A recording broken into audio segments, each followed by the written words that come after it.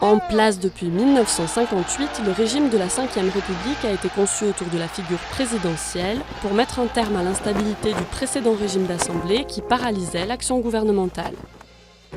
Il emprunte au régime parlementaire avec un gouvernement conduit par un Premier ministre responsable devant l'Assemblée nationale qui peut voter des motions de censure pour le renverser. Mais le mode de désignation du président, élu pour 5 ans au suffrage universel direct, et son poids prépondérant au sein de l'exécutif en font un régime distinct des autres régimes parlementaires européens.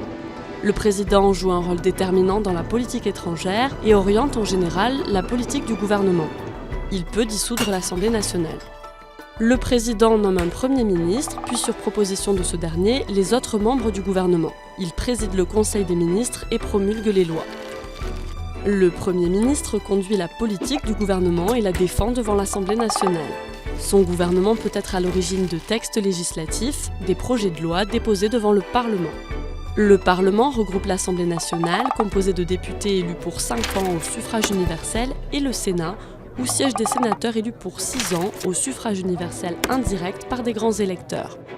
En cas de conflit sur un texte entre les deux chambres, l'Assemblée nationale tranche.